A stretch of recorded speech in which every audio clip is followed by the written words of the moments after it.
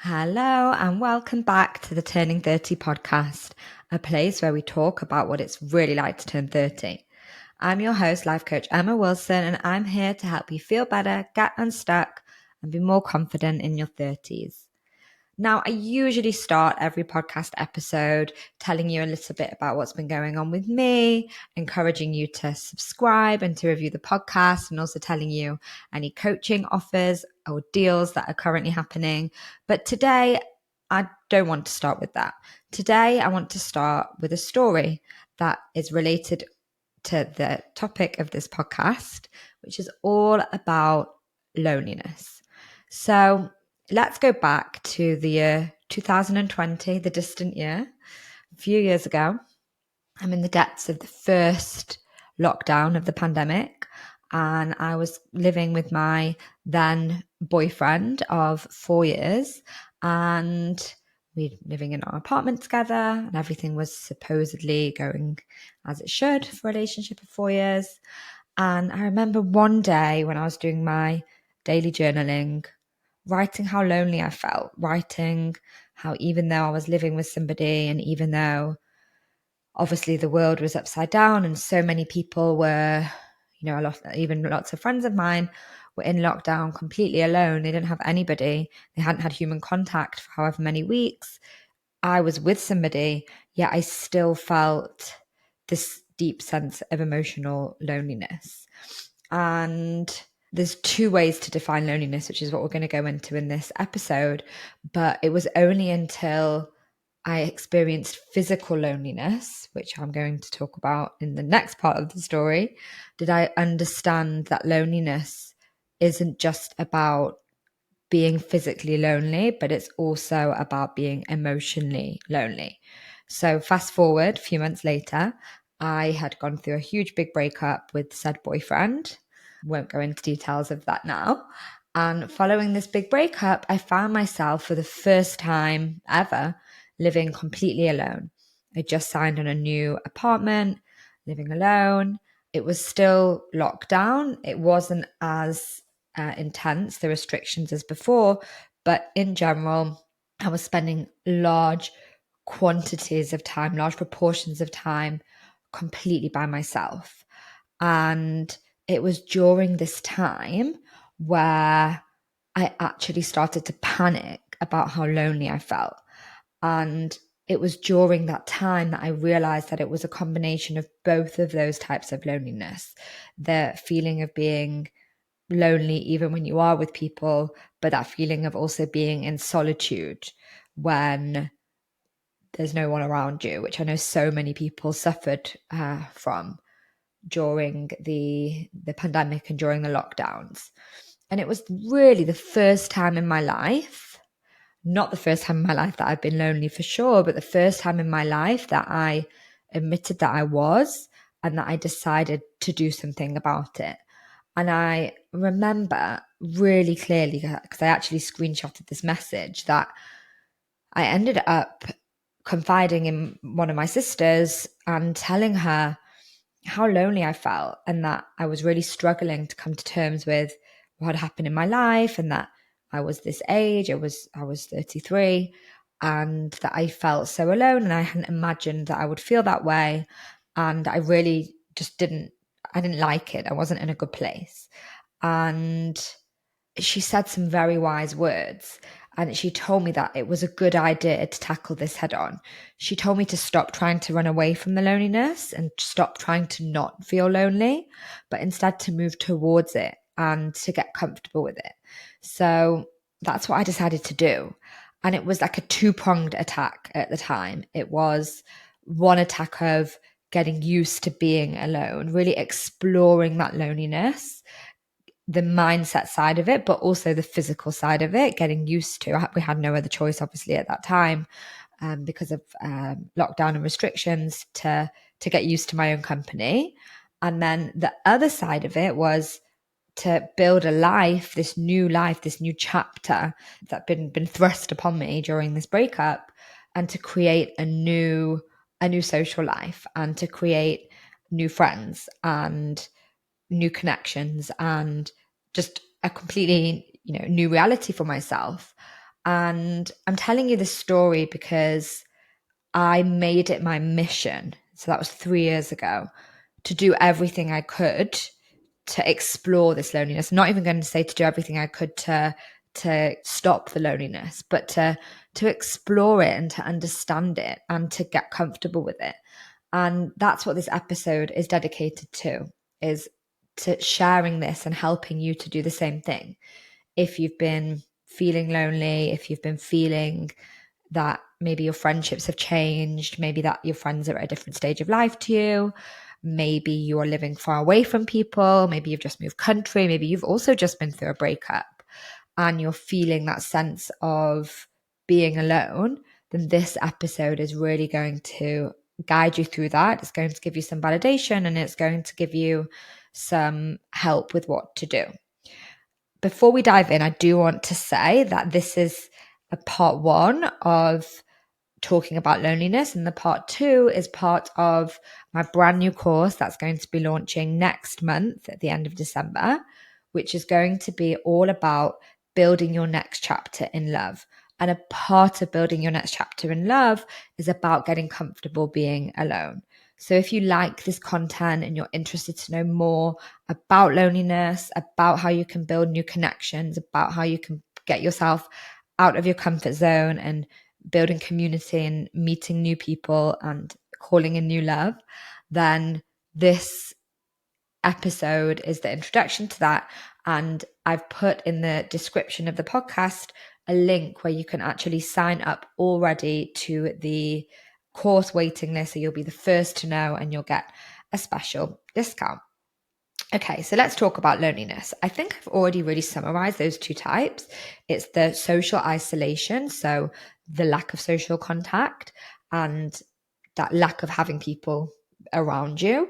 And then also the feeling of being alone, that emotional loneliness, which really doesn't actually matter how many people are around you. And when I was doing research for the episode, I started to have a little Google and have a, look at the statistics. And I'm not going to read them out to you, but I think it's safe to say that we all know that being lonely and feeling solitude, both of those things can have a really big impact on our mental and our physical health, and especially social isolation. So when we turn away from other people, the studies have found that it can be as harmful. When we say as harmful, it means it can deduct years from your life in the same way that smoking 15 cigarettes a day can, which is crazy when you really think about it. But I think it shows just how important it is to do this work, to address the loneliness and to actually make a change with it. And I think that many people really believe that introverts, so, we often like to label things. So I'm an introvert, I'm an extrovert, I'm confident, I'm not confident, I'm sociable, I'm not sociable. And I'm sure I'm speaking about this, you can put yourself into one of those categories. Maybe it's something you know about yourself, or maybe something that somebody's described you as before. But I think that there's this misconception that if you're introverted, and you like to recharge your batteries, or you prefer your own company sometimes, that you're more lonely. And I want to just say from the start that I do not believe that to be true. And I actually think that many extroverts really, they thrive more bouncing off other people's energy, but they're not very good at dealing with being alone. And I know that many people who love socializing and love being around people all the time struggle with loneliness even more than people who would say they were introverts, because they struggle to be alone. They distract themselves. They find it hard to be in their own company. And the reason that they love going out every night after work, or that they love packing their weekends jam-packed with plans, is because it's really hard to actually be alone and actually be in your own company. So I did just want to say that, because I think that we do sometimes believe that an ability to socialize automatically means that you wouldn't be lonely, and then vice versa. And it's just not true. So what really is loneliness? And I think loneliness is actually an emotion. It's a feeling. And I would describe it as a void. especially when we're talking about emotional loneliness. It's a feeling that we can't really explain, but it creeps up on us. And, when I told you that story at the start, it was an example of both of those different types of loneliness. So obviously, like the things that were missing in my life, which I'll share more soon, and that, the emotional loneliness of even when I had a partner who I went to sleep with every night and woke up with every morning, I didn't feel like I had those deep connections. And I think the truth is that a lot of the time, loneliness, the void of loneliness, when we experience the emotion of loneliness, it's because we can't connect deeper with ourselves. And we find it very, very difficult to be with our own thoughts, to be with our own emotions, and to get to know ourselves. So I'm jumping ahead now a little bit into the kind of what to do once you've understood that you're lonely. But I want to say that already, if there's one thing you take away from this episode, is that the more you get to know yourself on a deeper level, the more you can connect with your mind, with your body, with your soul, with who you really, really are underneath all of the layers, the less lonely you will feel. And it's something that I've learned myself being on a journey over the past few years with it. And I know a lot of my clients who come to me feeling very lonely, feeling very isolated from those around them. And they do this work, the coaching work of really getting to know who they are, all the different exercises that I give them, the different tools, just going on that journey of listening to podcasts and journaling and meditation, maybe, taking up a new exercise, yoga, sport, swimming, and they automatically feel less lonely. So let's just talk a little bit about why your 30s feel lonely. And I really believe it's quite obvious why, but I do want to spell it out, that life changes in our friendship group become really apparent when we are in our 30s. And I think that almost like up until every year of our life, until probably our mid to late 20s, we are kind of in like forced social circles that causes us to not be lonely. Obviously, we have school, we have most of us, if we do study, we'll have friends from our course at university. Maybe you always had a hobby when you were growing up, so you had like automatic friends from there. And our friends in general are on a similar path to us until our early to mid 20s. We're all kind of doing the same thing. For me, anyway, that was very clear. We were all on this like trajectory, and we all, even most of my friends, moved to London within the same 2 or 3 years of each other. We were doing the same thing and we all had similar priorities. And even though we started working and some of us had busier jobs than others, in general, our lives were a flurry of social plans, of birthday parties, of housewarming for new flats, when we used to move into our new apartments. And it just felt like everyone was really the same. And that really starts to shift and change from our mid 20s onwards. And I think it's fair to say that when our friends start settling down in relationships and they start to move in with partners, that can be a very lonely time if you are somebody who isn't there yet. It can be lonely if you want it, or if you don't want it. I don't think it actually makes so much of a difference. And I'm thinking back now to my late 20s, it was for me very instant. Everyone started to do their own thing. And I have friends who are still traveling and doing their own thing and hadn't thought about settling down and were just living their life. And I had friends who already got married at the age of 26, 27. And it was like, if you're watching this on video, my hands are showing two different directions. Lots of paths diverge.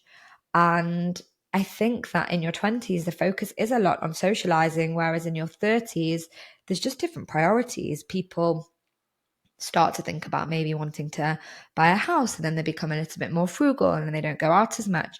Some people naturally, who were once party animals, decide they don't want to party anymore.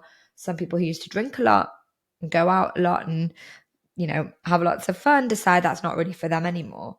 Some people decide to move country because where they're living doesn't currently suit them.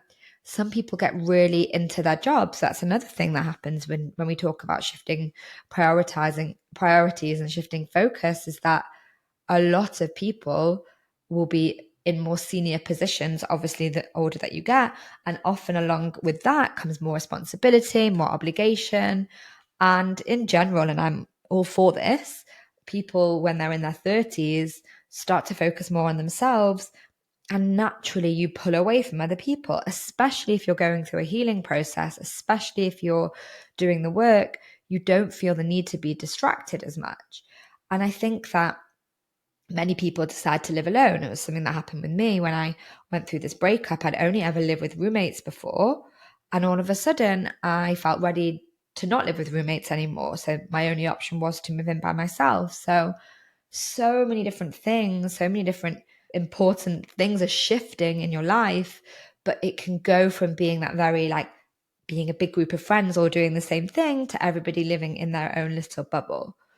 And this is really natural. There's absolutely nothing wrong with it. I think it's just the course of life and the shifts that happen organically. But I think it can leave people who once had their lives full of others all around them, especially if you live with roommates, all of a sudden feeling that void, feeling even more. And then when people in the friendship group start having babies, and really that adds to their life as well, and almost everyone starts doing one thing and you're still doing the other, that can feel even more lonely because it adds another layer to it of, okay, everyone's doing their own thing, but now everyone else is doing one thing or the same, but my path looks different. And I know for many listeners here, you will have turned 30 or will be in this time in your 30s. At some point in your 30s was during the pandemic, which was 2 years on and off of lockdowns, which was very, very isolating and very lonely. So I just wanted to say that I do think that specifically your 30s is a lonelier time. I think that as you grow up into your late 30s, 40s, 50s, people even more so are in their own bubbles and their own family frameworks, but it's not new. Whereas in your late 20s, early 30s, it can often feel like quite a sudden shift that has happened very quickly. And I also want to say I always have to reference society and the changes that are happening, but because of social media, many people are not only hiding behind social media, so they're very much, instead of going out, they just prefer to sit and scroll on their phones, like, hi, number one culprit over here.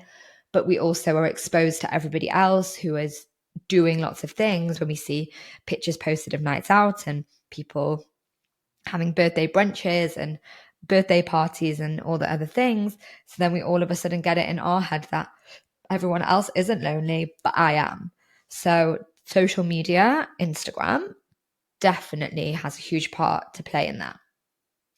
So the first step, I think, when it comes to talking about loneliness is to admit that you're feeling lonely. And I hope that the description that I've just given you of why your 30s can be lonely can give you some validation to step up and say, oh, you know what? I actually do sometimes feel quite lonely. And I want you to just know that it's okay to feel that for all the reasons that I've said. The statistics that I came across when I was doing research for the episode was saying that almost 50% of people in the US who were studied in a survey admitted to feeling lonely. And I also want to say, and I think this episode is quite timely for my US listeners, but it's relevant to everyone for all different locations, is that it's the holidays now, it's Thanksgiving. And many people, and I actually did a shout out on Instagram for questions about being lonely in your 30s. And somebody wrote to me, I'm usually really good at being alone and not worrying about it, but there's just something that hits hard about the holidays, about this time of year. So I also want to say that admitting that you're lonely also in the holidays is also a thing. It brings up a lot, especially when there's that increased thing of people posting pictures in their Christmas pajamas, and lots of engagements happen during this time, or just lots of questions around the family dinner table. So yeah, like it's really important to acknowledge. And it was just by coincidence that this episode is coming out during Thanksgiving and during this time, but it can be a very, very triggering time. And when we talk about knowing it's okay to normal to feel lonely, I say that because I think that there's some kind of taboo or embarrassment and shame around feeling lonely that we don't really acknowledge. I feel like the word lonely, like if you think about somebody who was to say like, hi, I'm Emma and I feel lonely, and I was to share it and say it in public, there would almost be like oh, that's a bit cringe. People don't usually admit that. And maybe you feel like you shouldn't feel lonely, which I think a lot of people struggle with. If you have a really busy life, like you work in an office and you have colleagues, or you're in a relationship, or maybe you have a big group of friends or a supportive family, but you still feel lonely, that is okay and that is normal. But lots of people feel nervous to admit it because they feel that they're privileged and they feel like they shouldn't feel lonely. But as I've been emphasizing in the episode up until now, loneliness often doesn't have anything to do with how many people are surrounding you. So, bottom line, feeling alone is nothing to be shamed about. And it's absolutely normal and okay to admit that you feel lonely and to admit that you want to do something about it. So now you've admitted to yourself, okay, feeling lonely, want to change. What next? What do I do next? Do I just accept it? Do I deal with it? Can I overcome it? What happens? And I'm just going to refer back to the original story that I shared, where I just decided to do a two-pronged attack into dealing with my loneliness at the time. And the first thing that I did, on the very wise words of my sister, was to lean into that loneliness. And the second thing that I did was to build community, was to build connections. But I really want to focus on this leaning into the loneliness because it was something that was very unnatural to me at the time. And I think it's really important to do it. So for me, and for many of you, being able to lean into loneliness is being able to sit with uncomfortable and negative emotions. It's asking yourself why it really is so hard to just be alone. And I want you to just reflect on those questions for a minute. You can maybe write it down in your journal. You can just write it down in your phone notes, but really think, why is it hard for you to feel like you're alone? And my method for this was just getting really comfortable being uncomfortable. And I tried my best when I had these spurts of feeling lonely. I would try to not do my usual what I would do, which was pick up the phone and send a long voice note to a friend, or try and call someone, or look through my phone book and be like, I need to make some plans. Phone book being on my phone, not, old school. And I started to, on purpose, decide to be alone. I decided to not wait to make a plan to go to that new coffee shop that I wanted to try out. Or I said, okay, if I want to go to this specific dog park with my dog, there wasn't that much to do during this time of pandemic, that I didn't have to wait for my friend to be available to meet me there. I could just go alone. And I, on purpose, decided to not make social plans every minute of the day that I could, which I couldn't really at the time, but it was very much about letting myself feel lonely. Allowing silence is something that we're so bad at doing. We always want to have the TV on in the background, or have our phones open scrolling, or put a TV show on. And I really started to allow myself to bask in peace and calm and quiet. And I imagined the future version of myself in a really busy household. I imagined the future me in however many years' time, with kids, being in a relationship, things being constantly chaotic. And I had good points of reference for this because I had so many friends who were also in that space. And I was like, wow, one day I'm going to appreciate this time to myself so much. I'm going to make the most of it now. And from this place, I was really good at implementing routines that were really focused on me. I was journaling every day at this point. I was going on long dog walks. I was listening to some favorite podcasts. I just really stopped trying so hard to be with other people all the time. And actually created something at the time, which the originals of my podcast will remember, called the Solo Date Challenge, where I basically invited my community to get really good at going on solo dates, to being alone and getting really, really comfortable in their own company on purpose. And it was really interesting actually, because during this time, my business, my creativity, and the connection to my business really took off because I was so connected to myself, because I stopped looking outside, trying to grasp hold of everything else. And I was really like looking inwards. And then all of a sudden I was like, oh, I have so many amazing new ideas. I felt really passionate about it. That was just for me as a freelance business owner. It was an amazing time. But I think that if you're not that person and you're dealing with loneliness, then a really good way is to invest in a creative project, a side project. It doesn't have to be anything about making money unless you want it to be, but just really owning that creative juices that are flowing within all of us. And it was really fun because actually my business took off at that time. I started sharing those on Instagram and the podcast was in full flow. It was quite new at the time. And I was being more vulnerable because I was getting to know myself more, and then I felt more comfortable sharing. And yeah, it was a really fun time actually. And it wasn't immediate. It definitely took time. I want to say that it wasn't that comfortable. Like I was reading back my journals from this time and I definitely didn't always feel so great about it. Like it wasn't like a switch. It sounds like I've made it out like, like a movie montage. I just woke up one day and that was my life. But it definitely over a period of a few months, I saw a drastic change. But I want to tell you what the biggest change was and how it came about. And that was because I decided to work on my mind. I decided to work on my beliefs. I decided to confront the narratives, okay, the limiting beliefs. We talk a lot in coaching about beliefs and narratives that were basically playing, I think, in my subconscious, that were making it hard for me to be alone. And only when I accessed those with the help of my coach at the time, and I was with a therapist following the breakup, was I able to understand why it was so hard for me to be alone. And I had lots of narratives around what it meant for me to live alone. I had narratives of what it meant for me to be 33 and not in a relationship. I had lots of work and healing work to do on feeling emotionally lonely that came from my childhood, from being in a busy house all the time. I was the oldest of 4 children, and feeling maybe that my emotional needs weren't responded to in a way that I would have liked them to, doing the inner child work in relation to that. And it was only then that I was able to access those beliefs and change them.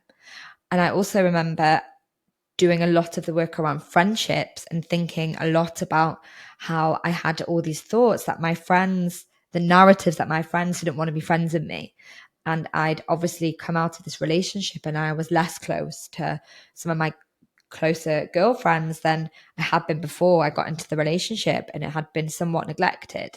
And I had it in my head that, oh, all my single friends are too busy for me. They've already they love going out and they already have all these like new friendships. And my non-single friends are too focused on their partners or their children.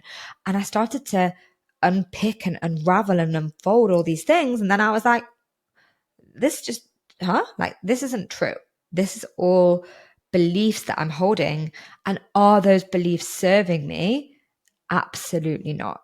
And it was doing that work with the support of a coach, my therapist, my journal, my own tools that I use with my own clients, and this really deep inner want to build that next chapter that wasn't lonely, that really caused this huge transformation at the time. So I'm inviting you to do that work. I'm inviting you and giving you permission that wanting to not be lonely is an amazing goal. But doing the work to get there isn't just a switch that we switch on. It will take time. It will take effort. It might take you investing. And when I say investing, I mean, taking time, taking energy, putting money. in order to build this next chapter that looks less lonely. Now, the second part of the two-pronged attack, I am going to mostly leave for the course that, again, I'm inviting you to sign up for the waitlist for. But I will say I made it a huge priority to build a life, a really vibrant social life around me that I really, really loved. And I did that by creating deeper connections with existing friends and prioritizing those friendships. I made it my priority to create new friendships. I decided to solo travel. And during that time, got really, really terribly uncomfortable with doing things that I hated, like eating alone and completely fending for myself and spending huge expanses of time alone. And the results of that were astounding. And I know the original story, when I mentioned that I spoke to my sister about it, I remember I'd screenshotted the original WhatsApp conversation because I remember, I think it was a year later, speaking to her and being like, wow, it's so crazy. Like, and sending her that message and saying, now I love spending time by myself. Actually, even it's like the pendulum swung in the other direction and it was almost too much. Like I needed to make more of an effort to socialize. And I felt so comfortable in my own company and I felt so empowered to be a single woman at the age of 34, 35, doing my own thing, didn't need to rely on other people, got really good at doing all the things at home. I even moved apartment after, and just like in general was really like a new dawn for me. And that is the next chapter that I built for myself. And it's just really crazy to think that we can always build our next chapters. And now I'm entering a new chapter, a completely new chapter of life where I have been a bit more hibernating and I have been preparing to bring a child into the world and to, I'm obviously in a relationship now and things are just a little bit different from before. And wow, I'm just so grateful to that version of myself who admitted she felt lonely, decided it was okay, did the deep work, got comfortable being alone, and just didn't shy away, lent into my loneliness. And it's been such an amazing part of my journey. So I really hope that this inspires you to feel a little bit empowered that you can also be less lonely. I also want to encourage you to take advantage of the fact that until the 1st of December, there is a offer on my next chapter program, which I think I already have shared with you in the episode. And in it, you get a free access to my friendship course. And in the friendship course, there's a whole module all about how to make new friends. There's a whole module all about how to build new friendships. And the whole course is about how to have better friendships, which really links to what we're talking about today. And is a huge other part of being lonely in your 30s. So I have recorded whole episodes and whole course audios in relation to that. So I'm inviting you to go and make the most of that opportunity, because for $99 you can get the whole next chapter workbook and self-study videos which teach you how to set the goal of feeling less lonely, and I'm working through it. And you can also then get the friendship course for free, which is going to also give you lots of amazing ideas for how to meet new people. So I should have probably bundled that together and call it the How to Be Less Lonely package, but I didn't. Go ahead and download it now. The link is in the description notes. You can go to my website, www.turning30coach.com, and you can also connect with me on Instagram. I've got an amazing podcast episode coming out next week, a part 2 from a past client who, when we last spoke, was single and just finished her egg freezing and now is in a very different time in her life, as am I. So we're going to be sharing lots of fun things. And I'll see everybody there on the podcast next time.